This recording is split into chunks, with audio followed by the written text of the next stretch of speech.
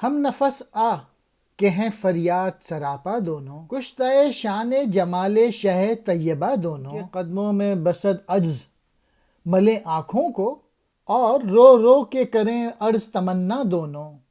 اہل حکمت کے لیے نہ دبستاں کے لیے، حسن کا جلوہ مستانہ ہے ناداں کے لیے، زیست اس کی ہے نصیب اس کا زمانہ، در سلطاں ہے کھلا بے سر و ساماں کے لیے۔ میں وہاں ہوں کہ جہاں کوئی زماں ہے نہ مکاں، یہ وہ عالم ہے کہ اظہار سے قاصر ہے زباں۔ میں نے جب اور بلندی پہ پہنچنا چاہا، گر گئی گرد کی مانند میرے پر کی اڑان۔ زندگانی کو ہے اس وادی رنگی میں دوام، بے سور معائنے کے ہر سمت کھلے ہیں گلزار۔ دوش بر دوش یہاں پر ہیں کلیم اور حکیم، لن ترانی کی صدا سے نہیں واقف یہ دیار۔ یہ اشعار حضور صلی اللہ علیہ وآلہ وسلم کی شان کے لیے کہے گئے ہیں۔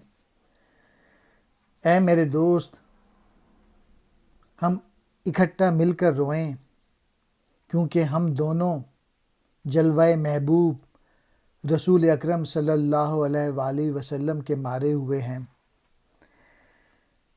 یہاں مدینے میں عقل مندوں کو کم قیمت پر رکھا جاتا ہے اور نادانوں کو، عاشقوں کو مست جلوے عطا کیے جاتے ہیں۔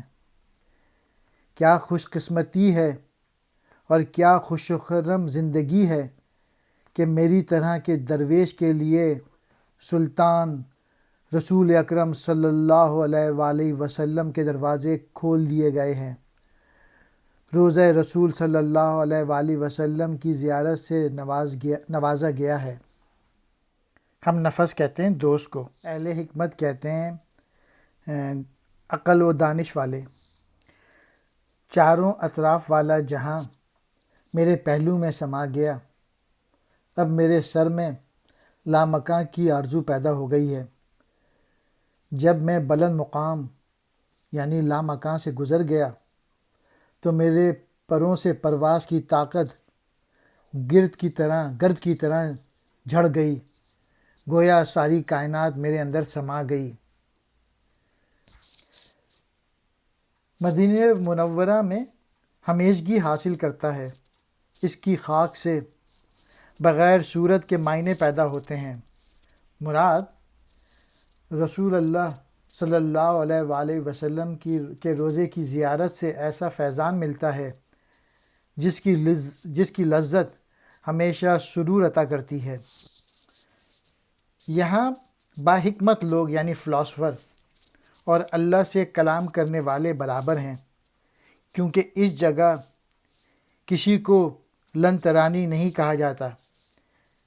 اس شعر میں حضرت موسیٰ کی نبوت کے ایک واقعے کی طرف اشارہ کیا گیا ہے۔